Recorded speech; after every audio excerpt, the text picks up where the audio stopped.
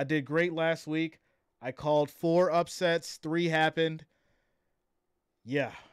Yeah, I called 4 upsets, 3 happened, 3 happened. The Lions escaped, literally escaped because 3-point game, 41-38 against the Chargers.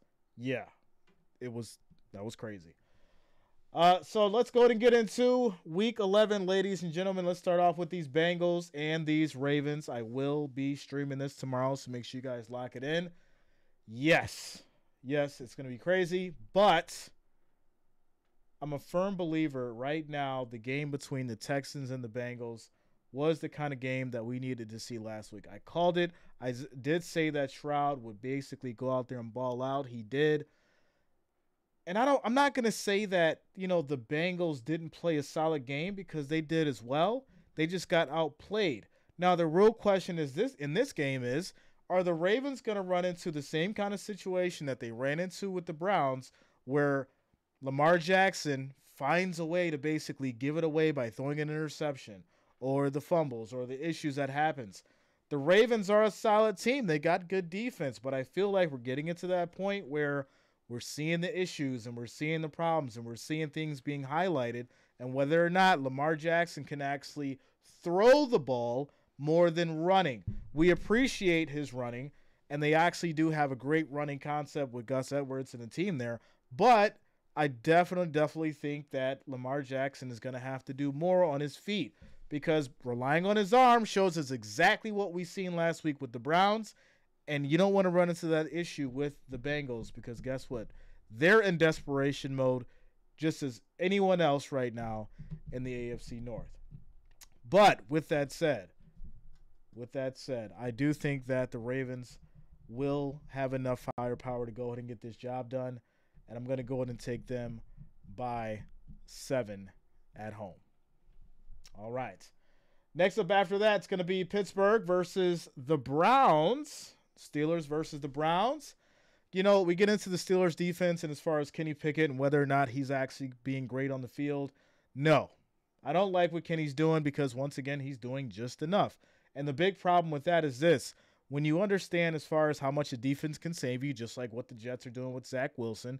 And I'm not saying that Zach Wilson is Kenny Pickett or Kenny Pickett is Zach Wilson, but he does have his issues. He does have his problems, and we haven't seen him really go out there and have that dominant victory that the Steelers could have. You got a strong defense. When is the offense going to show up? These are the games that the offense are going to have to show up because the defense isn't going to do enough.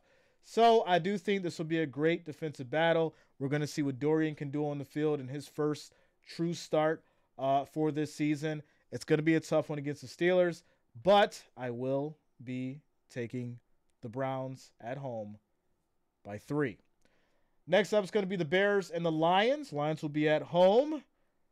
As far as Justin Fields, he's supposed to be back. Run into these kind of situations where, you really think that this individual is going to be able to come back and bounce back, even though, they're coming back from the injury. But these Lions, they're doing a hell of a job. Defensively, offensively. Although I don't like how many points they allow for the Chargers to put up. But the Chargers do have a very explosive offense. And it's hard to stop them. The Chargers have been putting up points against almost everybody. So, with that said, I do think the Lions will take this one at home, though, by 14 against the Bears. Next after that, it's going to be the Chargers and the Packers. Chargers and the Packers. I do think this will be a good one. I am going to take the Chargers here, though. I'll go Chargers by 7 there against the Packers. After that, it's going to be Raiders and Miami. Miami should take this at home by at least 14. Next after that's going to be the Giants and the Commanders. I think this will be a good one, but I don't really, feel too great about Mr. DeVito right now because, he's a rookie, undrafted rookie just coming in and trying to figure out some kind of chemistry. So Sam Howell and company will take this at home by 14 at least. After that's going to be Dallas and the Panthers. Cowboys and the Panthers. Cowboys will probably take this by at least 14 as well. Next after that's going to be the Titans and the Jags, and this is going to be an interesting one because Jags are coming off of a terrible loss. Now, granted, it is the 49ers, but I did expect more out of, Trevor Lawrence. What's going on with the Jags right now? I don't know. We'll have to see if they have a bounce-back game against the Titans, or we'll see if, Will Levis and that company, Titans company, take care of business in the Jacksonville backyard. But I am going to go ahead and give the Jacksonville Jaguars the benefit of the doubt and take them at 7 at home. Don't make me regret it. All right, next after that's going to be the Cardinals and the Texans. Texans, C.J. Stroud and company have been absolutely tearing up. I don't see them stopping for the Cardinals at all, so I'll give them this by 14 at home. After that's going to be the Buccaneers and the 49ers. Buccaneers, 49ers, ladies and gentlemen. Yeah, 49ers are definitely going to take this. I do think it'll be a good game, though. You can't really count Baker Mayfield out too much. They do have a strong defense over there for the Buccaneers. So I'm going to go ahead and take San Francisco. I'll play the safe route, and I'll just say it's by a touchdown, 7 points. And then after that, 425, Jets and the Bills. Jets and the Bills. Trap game, right? Trap game. You just don't know what's going to happen. The Bills have been in this slump. We get into the Ken Dorsey conversation. He's gone. Joe Brady's in now. He's going to be basically making decisions as far as for the play calling. This is going to be interesting. We have to see how this works. Still have the defensive issues and the defensive problems. Ken Dorsey's gone, and yes, I know that he's gone, and we should potentially see a change. But if we do not see a change, right, I'm not being super optimistic about this because I don't think it's enough, to be honest. But when we get into that conversation, guess what I'm saying here? If we do not see a change, we have to start pointing the finger at the head of it all. Yes, I said it. You have to start pointing the finger at Sean McDermott. And as much as it may seem that I'm being mean or I'm being callous or I don't care, listen, I understand that Sean McDermott's a nice guy. I respect the guy, right? He's putting the time, he's putting the work to make the team great. But when you run into this kind of wall that they are right now, you have to restructure the whole team to make something actually change. We'll see what happens for these Jets and the Bills. Obviously, you guys know I'm Bills Mafia, so I got to take my Bills. But it's going to be an interesting game. We'll see what happens. I'm going to take Bills by 7 at home. After that's going to be Seattle and the Rams, the Seahawks and the Rams. I'm going to take the Seahawks by 7 there. I think that'll be a good game as well. Next after that's going to be the Vikings and the Broncos, and this is going to be a great one because the Vikings are on a 4-game win streak right now. 4-game win streak right now. You've got the Broncos on a 3-game win streak, very strong as well. Russell Wilson's looking back and better than ever. And, yeah, they're at home, so I definitely think it's going to be a great one. And it's crazy because I really feel like I have to take the Broncos in this one. As much as I love Joshua Dobbs and what's going on with the Vikings and that magic they got going on over there right now, the Broncos are taking care of business. And Sean Payton is balling out of his mind right now as far as how he's coaching that team. So, yeah, I'm going to go ahead and take the Broncos by 7 at home. Next after that, the rematch, ladies, the rematch, the Super Bowl rematch, the Eagles versus the Kansas City Chiefs. And you guys know I've had it in with these Eagles fans. And it's really a shame because I have to sit here on a Monday night and call this game between the Eagles and the Chiefs. And this is going to be a hell of a time, without a doubt, on Monday night. I am looking forward to it. It is going to be crazy. It will be absolutely pandemonium, and I'm looking forward to it. With that said, obviously my big thing with the Eagles is this. I am not going to say anything bad about the offense. You guys know I've been giving Jalen Hurts his respect. Even though you Eagles fans have been giving me such a hard time, I am not going to say anything wrong about the offense. They've been doing great. A.J. Brown has been playing wonderful. I really like everything they got going on there. As far as the Chiefs, Patrick Mahomes doing Patrick Mahomes things. He's even wearing his underwear for every game that he's played in the NFL. The same kind, and then he even doesn't wash them when they go on the street, which is disgusting. But hey, if it works for you, Patrick, it works. With that said, both teams are having defensive issues. Both teams are allowing way too many points to happen in the second half. So, what are we doing here? I'm going to go in and take KC at home. I think it's going to be very, very difficult for these Eagles to win at Arrowhead Stadium. Patrick Mahomes finds that magic. Him and Kelsey's going to link up and do great like they normally do in big games. And we're going to see this defense step up and really put Jalen Hurts to the test. If you Eagles fans want me to be a true believer, blow out Kansas City at home. Don't just skate by like you've been doing in all these other games. Blow out Kansas City and you will make me a believer. Until then, I got the Chiefs by 7 at home. There it is. There it is, ladies and gentlemen, your predictions for Week 11. Week 11. All right, so now this is the section where I get into potential upsets. For right now, I mean, I really don't see too many upsets. I mean, obviously, you've got the Bengals and the Ravens. That's evenly matched. You've got the Steelers and the Browns. That's evenly matched.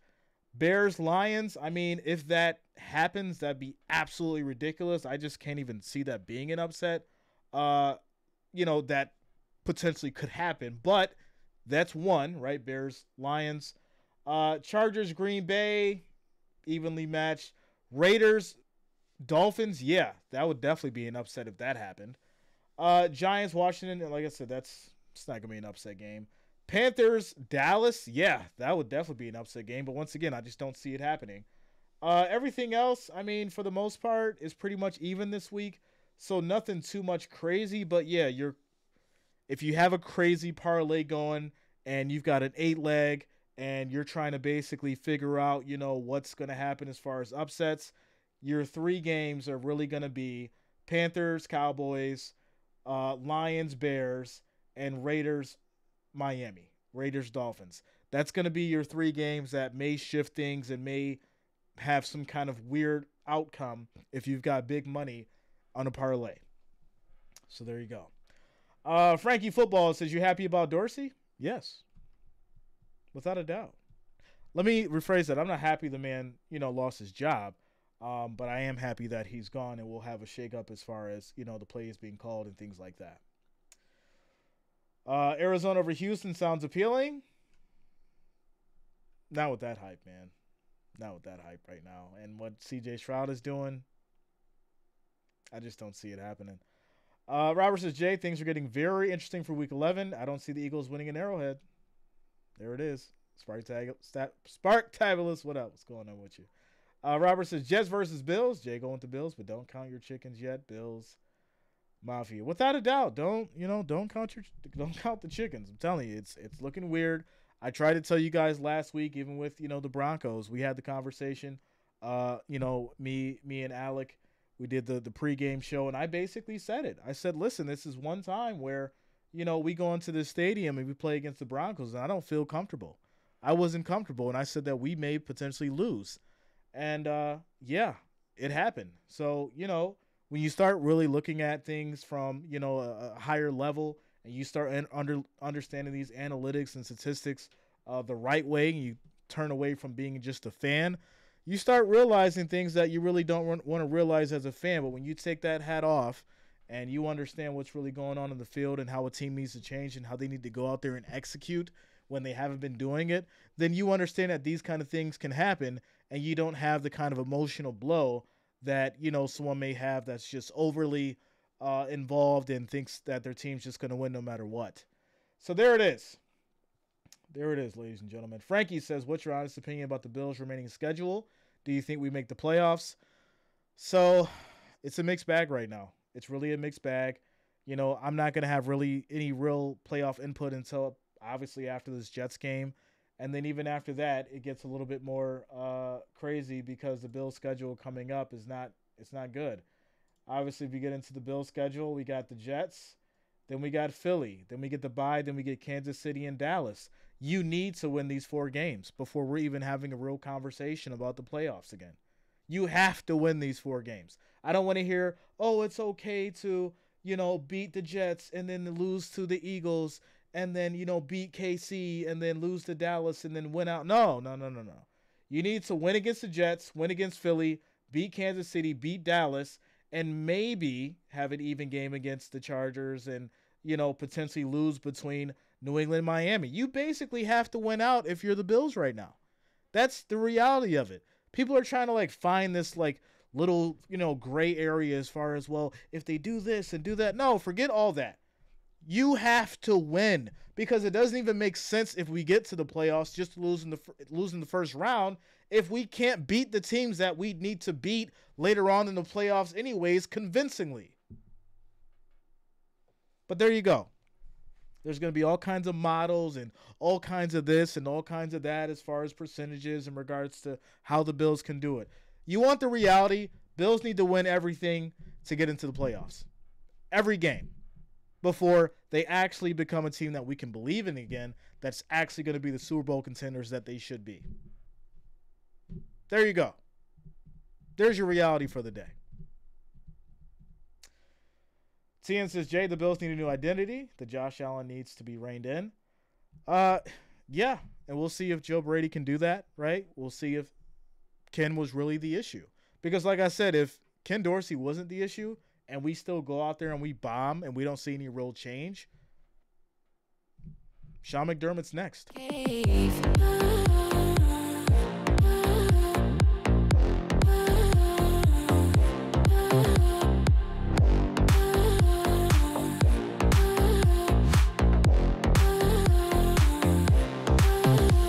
You go